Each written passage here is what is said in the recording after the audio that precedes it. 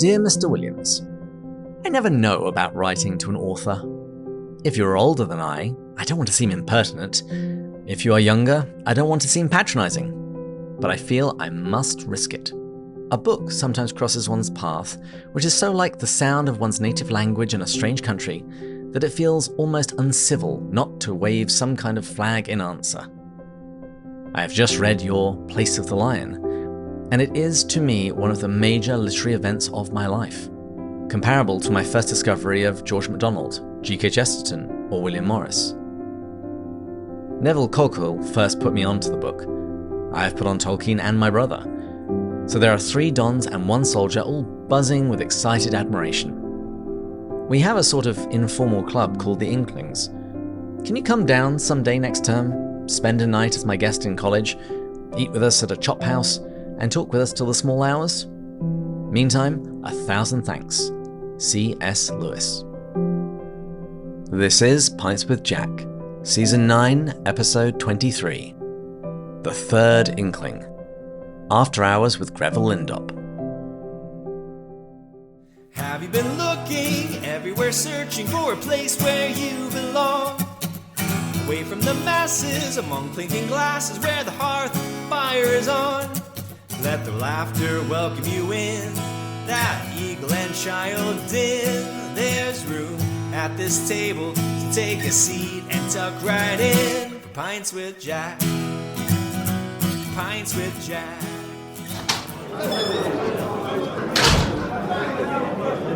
Welcome, friends, to Pints with Jack. When one calls to mind the Inklings, one thinks first and foremost of Lewis and Tolkien. However, there were other members. And we've previously had an episode on Dr. Havard, and we've had a month looking at Owen Barfield. So today, we're going to begin a month exploring Charles Williams, which is why this episode began with an extract from Lewis's first ever letter to him. We're going to be kicking off our exploration of this lesser-known Inkling by looking in broad terms at his life, his work, and his thought. Guiding us through this will be Grevel Lindop, the author of the Charles Williams biography, The Third Inkling. Grevel Lindop is an award-winning British poet, critic, travel writer, and biographer. After a successful academic career, he became a freelance writer in 2001. His highly praised Selected Poems appeared in 2001, and a follow-up collection, Playing with Fire, in 2006. He is the author of The Opium Eater, A Life of Thomas de Quincey, the award-winning Literary Guide to the Lake District, as well as the book which we'll be discussing today, Charles Williams' The Third Inkling.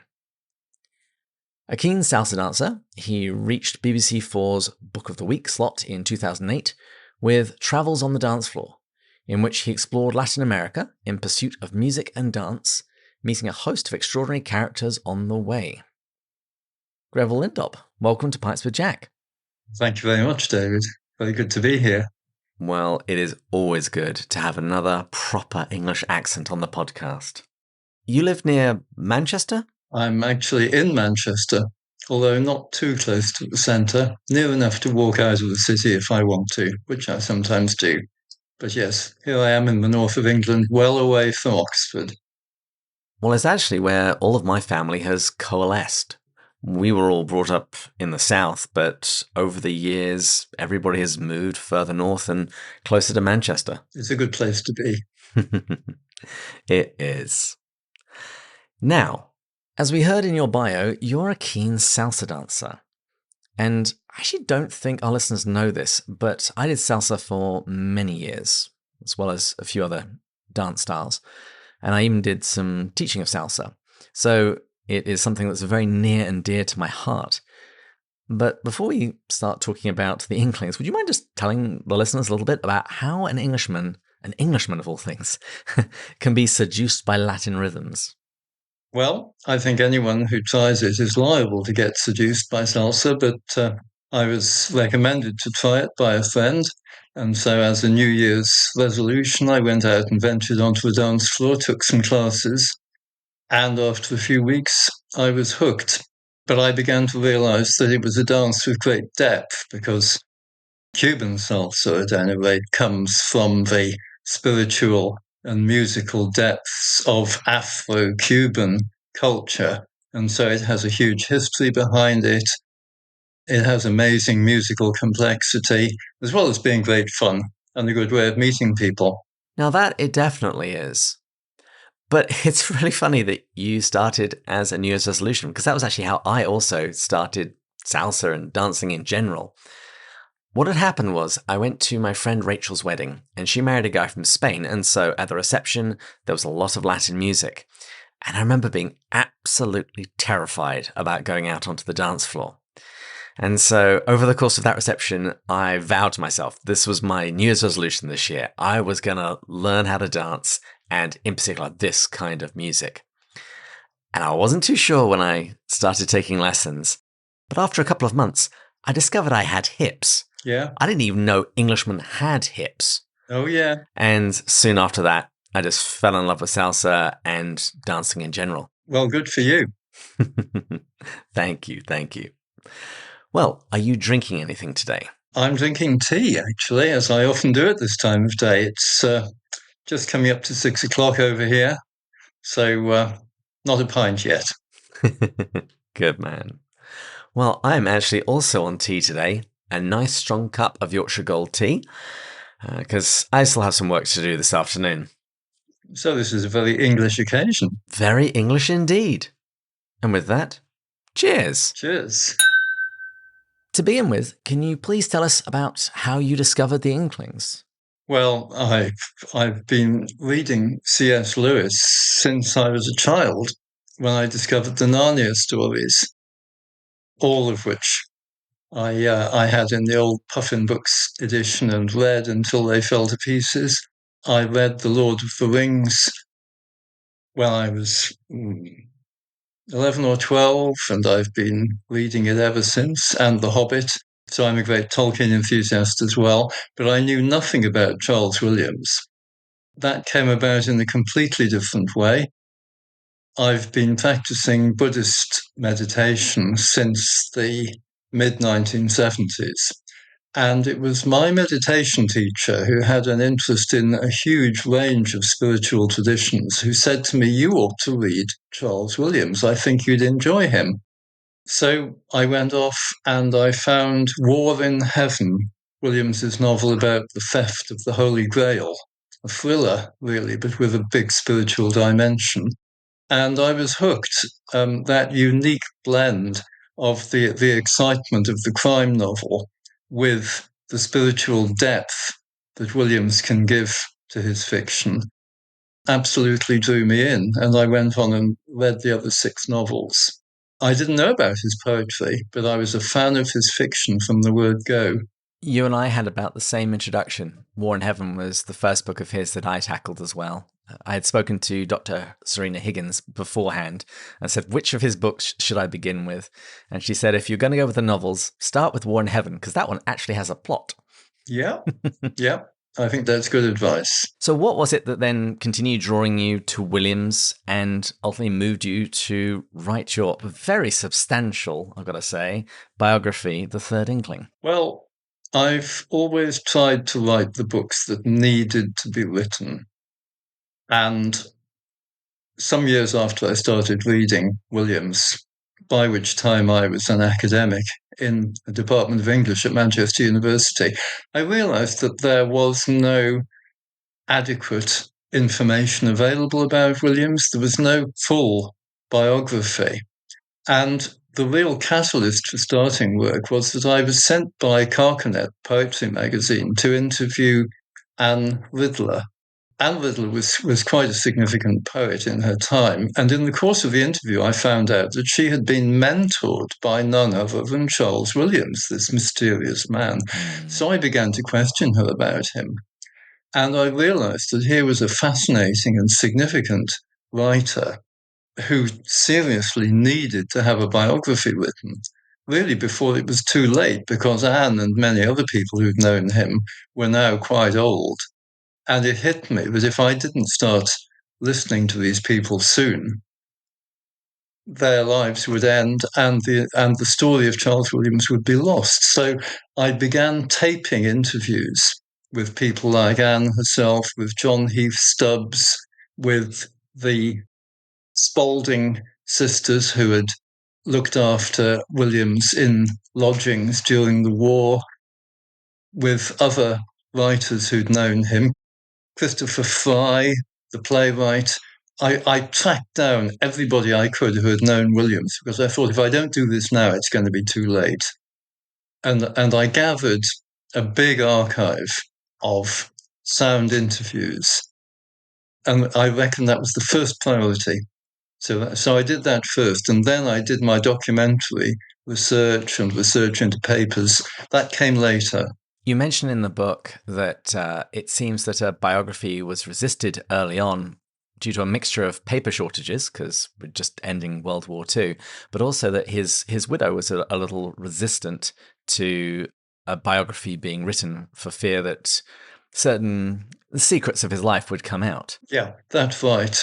Williams's widow knew that Charles Williams had been in love with another woman, and she didn't want this to be known. She herself regarded biography as just a matter of curiosity and digging the dirt on people. So she was not willing to cooperate with any potential biographer. And what she didn't realize, I think, was that there was a danger of her husband's work being lost, because if people don't have a concept of an author as a figure, they don't have anything to hang his work on or her work, and it's liable to get dispersed. So there's no focus. And that was what I was working against. I wanted to provide the focus and the facts so that the image of Charles Williams would stay and the rest of his work could then, as it were, gather around that. Now, we're not going to commit the personal heresy here, but I do find that the more I understand about Charles Williams the man, the more his works start to, I'm not quite say make sense, but I can track them better. And as I was preparing for this interview, I went looking at other reviews for your book, and that was actually a very consistent thing that other people said, that by understanding the man better, they could get a better handle on his works. I think that's right, and particularly because Williams was a very unusual character. Very unusual. He had a very strange personal life. He had very particular and unconventional religious ideas as well. I mean, we'll get into those perhaps later, but his ideas about coherence and substitution, and his involvement with the occult as well, because he like W.B. Yeats, he belonged to an occult organization which practiced ritual magic, and yet he was a significant Christian theologian as well. So, it's an extraordinary combination and one that really deserves investigation. And it's enormous fun to write about, I think, and to read about. I think fun is very important in biography. People need to enjoy the story. And Williams provides a wonderfully good story, whatever you think of him. It certainly won't be dull. And I've definitely read some I've given up on biographies that I felt were like chewing sawdust, but this definitely isn't one of them. Now, you mentioned these audio interviews that you performed as part of your research. Are those stored anywhere, such as at the Wade? And also, what other sources did you use in preparing to write the work? Yeah, the interviews are at the Wade Center at Wheaton College, Illinois. I don't know. I presume they're going to transfer those into another medium. But when I last saw them and handed them over to the Wade, they were on little dictaphone tapes about that size, because we were back in the analog world in those days. So there was a great stack of little plastic boxes with tapes inside them.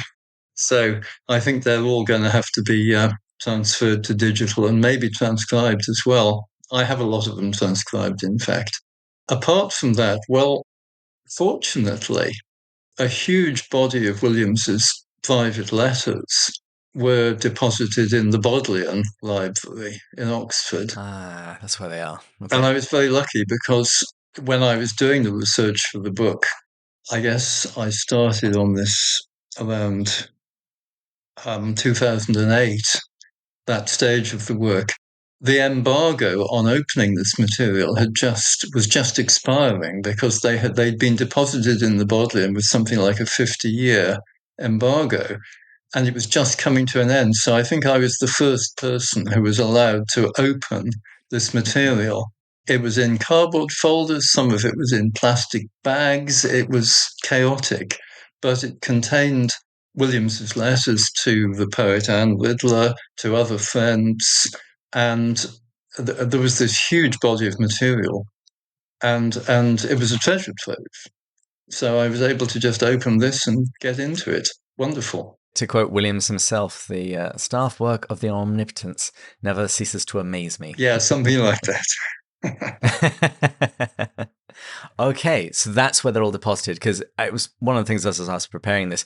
I know where most of the papers for most of at least the Inklings that I've dealt with in any great depth, and I actually had no idea where Williams' stuff was. Yeah. So, okay, so the Bodleian, so that's where people need to go. It is. And the other thing they have is Williams's Commonplace book, which is a great, thick, yes, hardbound notebook in which for years, he collected everything he could find on the Arthurian legends. So that's a whole fascinating area. And that, too, is sitting in the Bodleian. Yeah, when you opened up the book with a quotation from his Commonplace book, and I actually only found out what a Commonplace book was only a few years ago. It's like, oh, okay, so a good quote book that somebody maintains over the course of their life. I got really excited. We should all be keeping them. Well, exactly. I'm terrible. I'm just kind of hoping that I mention any good quotation I find on this podcast, and that will serve as my eternal record. I understand. In fact, secret, I haven't got round to keeping one either, but I keep telling myself I should. Okay, so that's all in the Bodleian, and your interviews are at the Wade. I'm actually going to be at the Wade next month, so I'm going to go to Laura, and I'm going to ask to see them and see if they've been digitized yet. I'll let you know. And yeah, give her my good wishes when you're there. Yeah, I had a great time at the Wade. Those big overstuffed armchairs you can sit in. Wonderful. Exactly. The Narnian lampposts on the street outside. Actually, that was where I first saw your book. I didn't know of its existence until I walked past the Charles Williams section of the reading room, and your cover is beautiful shade of green, and it jumped out at me. And so I put it in my my work in progress document for this podcast to make sure that I contacted you when the time was right. Now, of course, it would be very unfair of me to ask you to summarize your entire book in a few minutes, but I'm very unfair, so I'm actually going to ask you to do it anyway. So could you just give us a whistle-stop tour of the life of Charles Williams? Okay, well, he's, you could say, a working-class writer or a very, very much lower middle-class writer. Came from a poor family in North London. He was a scholarship boy. He managed to get into University College London, but he had to drop out because his parents couldn't afford to support him while he studied. He educated himself by going to evening classes. He managed to get a job at the very bottom of the Oxford University Press as a proofreader. He had a friend who was doing this, and his friend found him a job proofreading. And he worked his way up from there. He was hugely intelligent. He had a retentive memory. He was very sharp, and he made his way from humble proofreader all the way up to the position of a senior editor at the Oxford University Press. He was in charge of the World's Classics series, which is still a big publishing enterprise. He worked on Oxford dictionaries of this and that. He commissioned authors. He liaised with people like W.H. Auden. So he became a leading publisher within the University Press. And it was in that capacity that he was sent a copy of C.S. Lewis's book that became The Allegory of Love, a title which Williams himself invented for the book, and that he and Lewis met each other. We're talking about, I need to check my dates here, 1936 that they got in touch. But in the meantime, he had also joined a Rosicrucian occult group which practiced a mystical variety of Christianity with rituals under an esoteric writer called A.E. Waite, who some people may have come across. He was a great writer on alchemy, amongst other things. He'd become a hugely popular and successful lecturer at evening classes in the London area, which was where he developed the lecturing skills he was later going to use at Oxford. He'd got married to a lady who sadly turned out not to share many of his tastes, so they were a bit estranged, I think, throughout their married life. He had a love affair with the librarian at Oxford University Press, but because he believed in the sanctity of marriage, it was a kind of celibate love affair with huge emotional tension, but no physical release. A very complicated life, as you can already see from that sketch.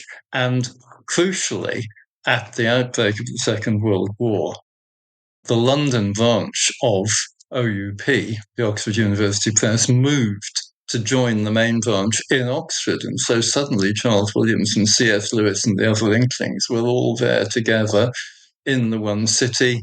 And Williams was able to become a regular paid-up member of the Inklings, meeting with Lewis, Tolkien, Barfield and others twice a week. And the story goes on from there, still publishing his supernatural thrillers, publishing books also on theology, writing plays. He was commissioned to write the play the year after T.S. Eliot's Murder in the Cathedral had been performed in Canterbury Cathedral. And so the following year, the cathedral put on Charles Williams's play, Thomas Cranmer of Canterbury. And then in 1945, about a week after the end of the Second World War, Williams died quite unexpectedly. He was at the height of his powers. He was still in his 50s. He just disappeared. And as we've seen, very little was done to preserve his memory or propagate his books, and he kind of slipped out of the picture. While Tolkien and Lewis went on to worldwide fame, Williams was partially forgotten. And given that, what do you think is the biggest misconception that people have about him if they know who he is?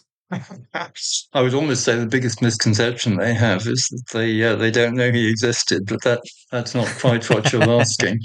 Because he did so many different things, he was a poet, he was a dramatist, he was a novelist, he was a theologian, he was an occultist.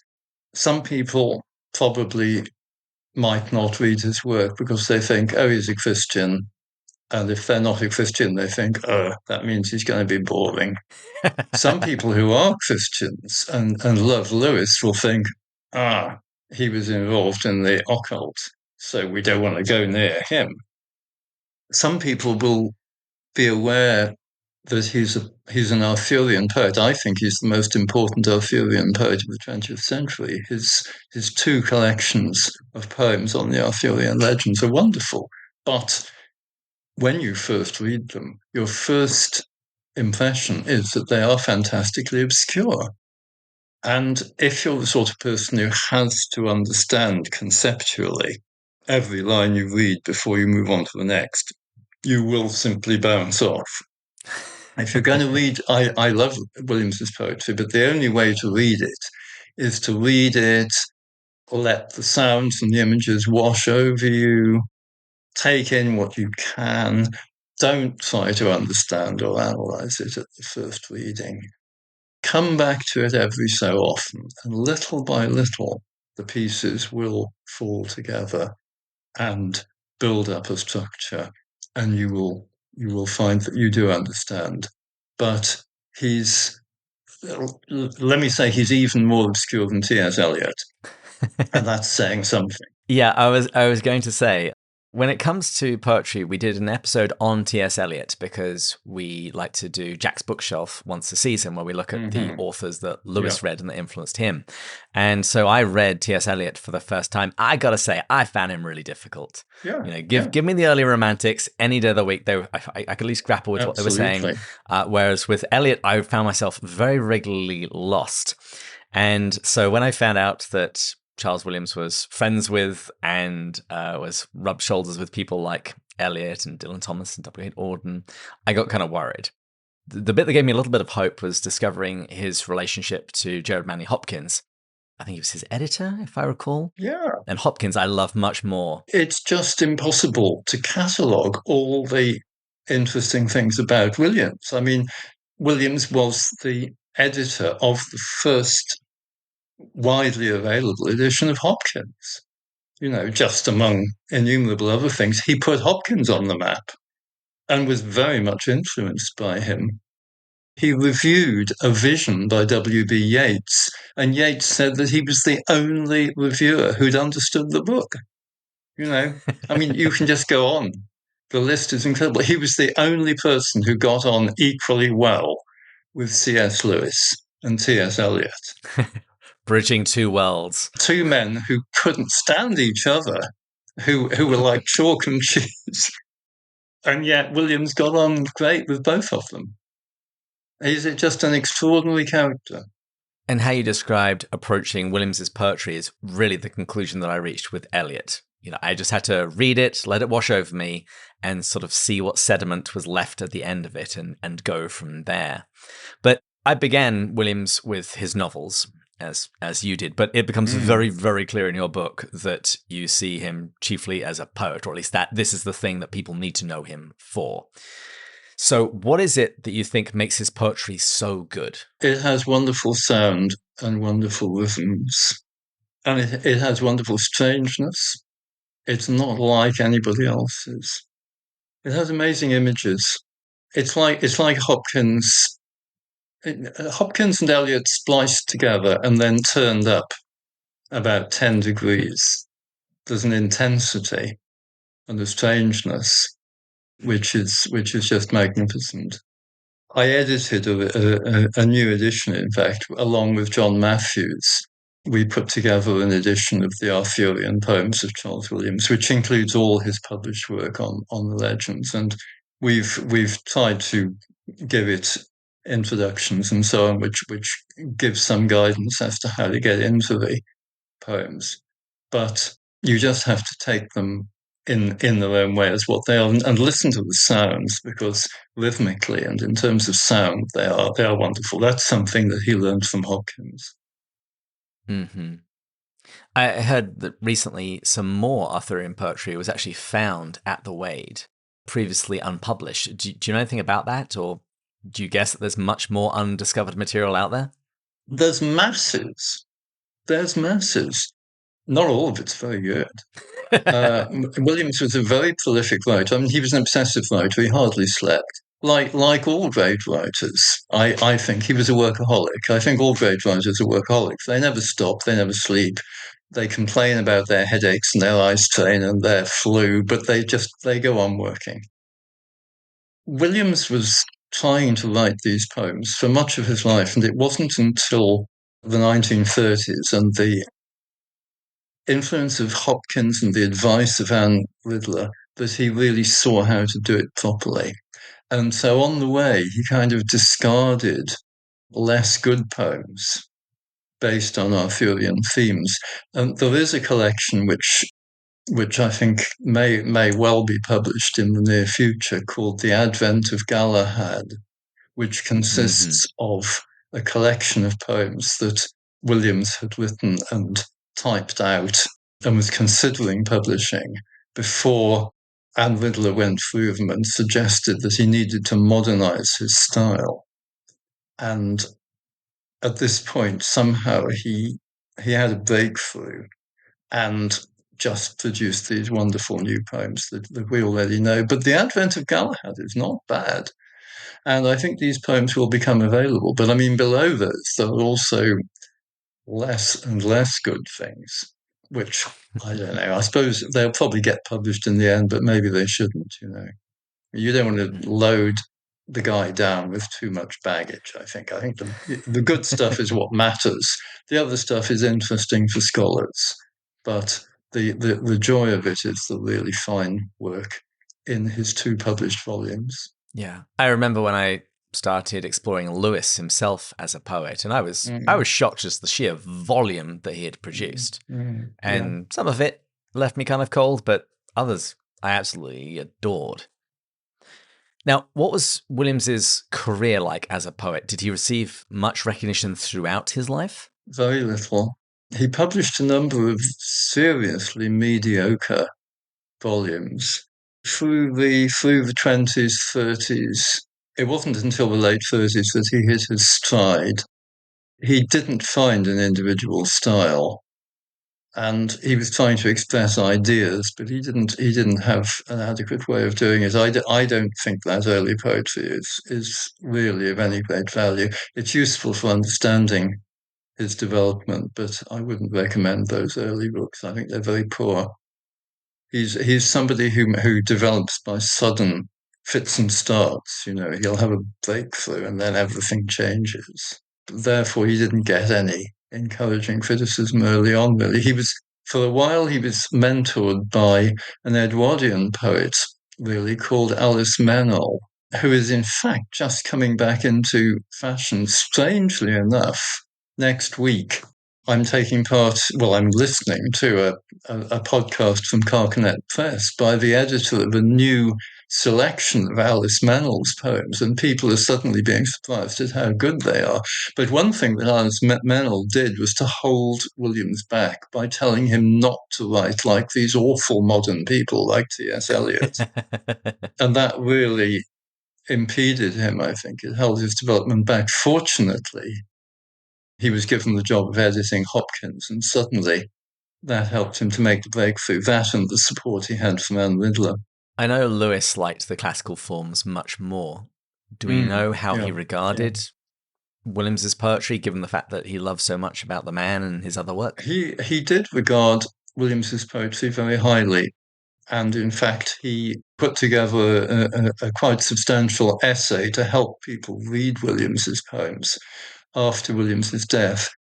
Lewis produced a book called Arthurian Torso, which includes a fragment of prose written by Williams about Arthur, but also an essay on how to read Charles Williams's poems. So Lewis did do his best to encourage people to read Charles Williams's poetry, which is quite striking considering how different their work is. And the choice words that Lewis very often had for modernist poetry. Lewis, towards the end of his life, he said that the greatest poet of his time, he called him the greatest romantic poet, had been Yeats.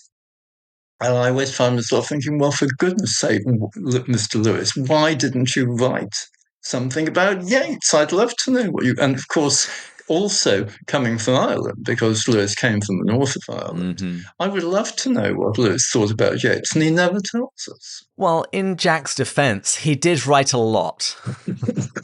Yeah, but he should have written a book about Yeats, or an essay at least.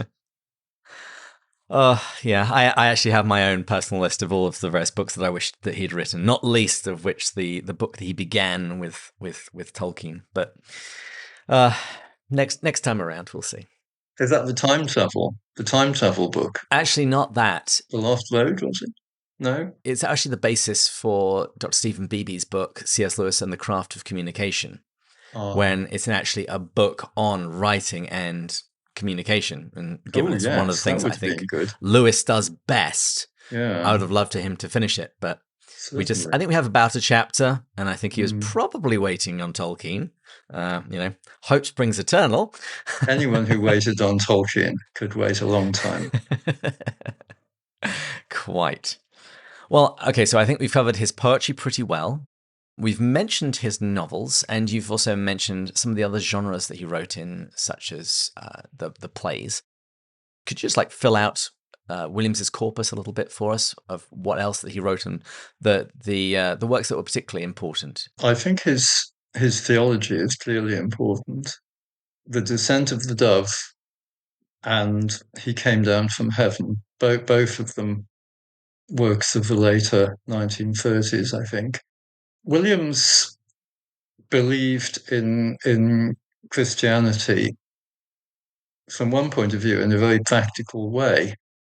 For him, the most important thing about it was that it taught that we could bear one another's burdens. And he developed this idea, which he called coinherence, the idea that we are linked We are inherent in each other. We are not separate beings, but we are parts of one spiritual body. And a consequence of this is what he called substitution, which is that an individual can take on the suffering from somebody else who may not be fully able to bear it. We can literally bear one another's burdens. And this can operate in as simple a way as, one example has actually happened because I heard from the person to whom this happened. Someone who was terrified of a visit to the dentist. And a friend, it was Thelma Shuttleworth, in fact, one of Charles Williams's acolytes, she said, well, don't worry, I will take on the pain. If there's pain, I will take it on, and you won't feel anything. I will feel the pain for you. Well, the other lady went to the dentist. Thelma had actually forgotten all about this agreement she'd made. At the appropriate time, she suddenly felt a stab of pain. And you thought, oh, yes, I said I'd take on that pain. Well, she experienced it. The other lady came back the following day and said, it was wonderful. I didn't feel a thing. It really worked. Thelma told me, and she said she had used this repeatedly on other occasions, whether it was anxiety, fear, worry. She said, you can voluntarily take on the suffering of another person. Not only will they be relieved from that burden, but for the person who voluntarily takes it on, it's not so bad. Somehow, because you've undertaken it voluntarily, that takes some of the edge off it or some of the pressure. When the war started, Williams actually formed a group called the Companions of the Co-Inherents, whose task was to make themselves available to bear the sufferings of others. And they did their best to do this, both for all those involved in the war and also for specific people who were suffering bereavement or depression or injury. They would try to bear their suffering for them, and they believed that this was an essential part of Christianity, but one that had somehow become lost. And Williams felt that he had rediscovered it. So opinions vary about this. I've met a number of people who knew Williams who were still doing this. I've also met people who knew Williams who thought this was completely wrong and it was a form of magic. So I don't know, make up your own mind. But he thought the idea of co-inherence was really the heart of Christianity. We are all members of each other, and Christ's command is to bear ye one another's burdens. So make of that what you will. Yes, and also it's not only I who live, but it's Christ who lives in me. St. Paul talks about I make in my own body what's lacking in the sufferings of Christ. There is an awful lot of material there for this sort of idea, and I've heard different articulations of this. I would say of varying levels of orthodoxy, but it's certainly the idea of Charles Williams that I find most interesting and attractive. Yeah. And there was also the incident with C.S. Lewis and his wife Joy. When Joy's bones were disintegrating, he offered, I will take her pain, Lord. And lo and behold, not only did her bones start to grow back, his bones started to deteriorate. I think you have there a precise example of Lewis taking a teaching from Williams. I'm not sure Lewis would have thought of doing it in quite that way, though of course it is a natural human impulse as well. So who knows? But I think Williams's influence came in there. Yes. And I think you're right. It is a natural human impulse. I have children, and whenever they are sick, the first thing I want to do is like, oh, no, let me take it instead. And, what is the Christian message other than Christ became man and took our punishment for us, so to speak, depending upon how one conceives of the crucifixion. But there's definitely an idea at some level of some kind of substitution of somebody bearing the load of another. Yes. Yeah. And so from that, orthodoxy, Christian orthodoxy. You mentioned it earlier, that some people, particularly Christians, are turned off by Williams. And I would say it's principally for two reasons. One is his interest in the esoteric and the occult, and also those who know a little bit more about his life, some very strange relationships with women. And you do spend some time exploring this in your book. So in the little bit of time that we've got, what would you like to say about these two subjects? Oh, very important. The esotericism isn't, I think, a problem. Williams studied the Kabbalah as, the Jewish and then Judeo-Christian mystical tradition of the tree of life and so on, which has been in the background for so many people for centuries. It's a mode of meditative mysticism on the way in which the divine energies flow into the world, or can be imagined as flowing into the world.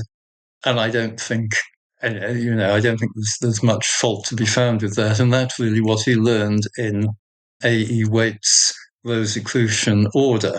The more problematic thing concerns, of course, his relationships with women.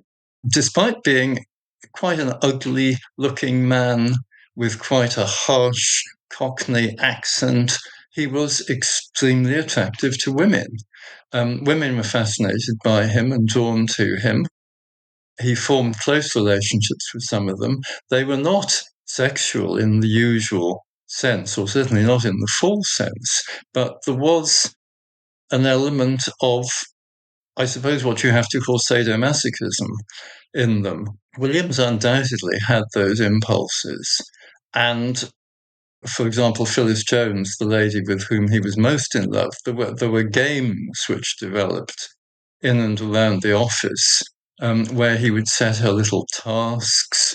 And if she didn't do them well enough, then she would be spanked or have a sort of rubber band snapped against her wrist or something like that. But he also came to believe that activities like this could actually raise energy which could be used for spiritual purposes. And of course, there are many traditions which draw on things like that, but they're certainly not part of Orthodox Christianity. And I think nowadays you would be instantly fired from your job, if not prosecuted, if you were found doing things, in the office at Oxford University Press with a young woman. In Williams's defence, I will say not only that, of course, the social mores were very different at that time, but also that I met in all, I think, 5 ladies, all of whom had taken part in these mild sadomasochistic activities with Williams. Every one of them said that his influence on them had been entirely benevolent, that everything had been voluntary, and that they wouldn't have missed it for the world. So, the testimony seems to be very positive, though, as I say, I don't think you could recommend it now. And it was certainly a relationship of a kind of dominance and submission. It was dynamized by a sexual frisson, and clearly one can't help relating this psychologically to the fact that Williams's own marriage was unsatisfactory. So there was an element of exploitation in it. And yet, looking back with the perspective of years, the various women who discussed it with me were all completely positive about it. So it remains something of an enigma. What I did do in the book was to be very careful to spell out every single discreditable thing I could find about Charles Williams. The reason being that if I didn't, I thought, well, soon somebody else will discover this. And then they'll say, but Lindop didn't mention this. And therefore there is more and worse, But I thought if I spill the beans completely, if I put all the dirt into the book, such as it is, no one is going to be able to find anything further. I've told the whole truth, bad and good. And, that's the picture. I think that's what I've managed to do. So you can read my book and you can make your own decision. And I certainly don't argue that he was a he was a spotless, wholly good man, or he was a saint. I would say he was a complicated, conflicted, difficult man who achieved great things. He was greatly loved and admired. He also hurt some people, chiefly his own family. I think his son was badly damaged by having Williams for a father. He was not a good father. You can't achieve a balance by putting one against the other. You have to accept that people are very complicated. But I think he was a great poet, and he was a hugely entertaining novelist and a very interesting critic and theologian. And that is the benefit that we ourselves can take from it. And we will be exploring all of these different items that we've been discussing here in further detail over the course of this month. But are there any other books about Williams that you'd recommend? There is an early biographical outline by Alice Mary Hadfield, Charles Williams, A Study of His Life and Work, which is still worth reading. There is a collection of essays edited by Brian Horne, which is well worth reading. These are critical essays. Yes, that's the one. And there is a book by Aaron Rukima, Charles Williams, Esotericism and Narrative, I think it's called. I mean, that is a more academic book, but Rukima is a leading scholar in the field of the modern esoteric, and he explores that area very effectively.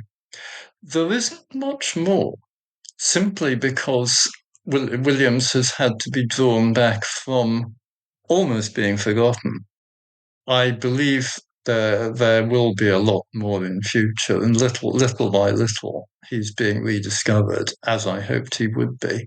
If people want to read his poetry, an easy way of doing that is to look at the Arthurian poems of Charles Williams, which I've edited with John Matthews, and to go to the Apocryphile website, because the publishers, Apocryphile Press, have a great list of Williams and various other people from that kind of circle. They've published a lot of Christian material, including a lovely edition of all of Williams's novels, re-edited and with new introductions. So Apocryphile is a good place to go online if you want to find books by and about Williams. And you pointed to your book. If people are particularly interested in his poetry, are there any other starting points that you would recommend if somebody did want to dip their toe into the world of Charles Williams? Yes, as we've said, there is War in Heaven, the novel about the theft of the Holy Grail, and the other one I would recommend is Many Dimensions, about the Philosopher's Stone. No Harry Potter connections here, but it works very well as a thriller.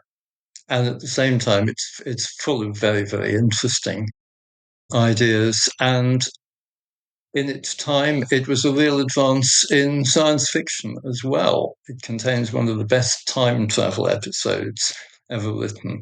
So Many Dimensions is strongly recommended. And once you've read one of Williams's thrillers, if you enjoy it, you will be looking for the others, I can guarantee.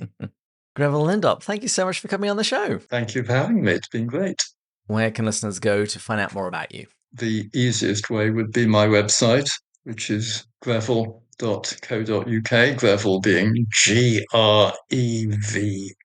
Grevel, slightly unusual spelling, grevel.co.uk. And there are lots of links and bits of information and books and other things on there. Well, thanks to Grevel. But I hear a call for final drinks. So thanks to our intern Julia, our sound engineers Taylor and Sarah, and all of our patron supporters, particularly our top tier supporters, Ryan, Dan, Jody, Dave, Brian, Meg, Rebecca, Sarah, Mark, Kevin and Paul, Bud, James, Robert, Mark and Matt, Erica, Joelle, Amanda, Thomas, Shane, Becca, Paul, Gary, Stephen, John, James, Kate, Peter, David, Rowdy, and Angela. And of course, thanks to all of you for listening. All of us co-hosts, we pray for our listeners every time we release an episode, and maybe this time we'll try a little bit of Charles William substitution. So if you have any worries, just remember that we're praying for you. And please join us again next time when we'll continue going further up. And Further in. cheers! Cheers.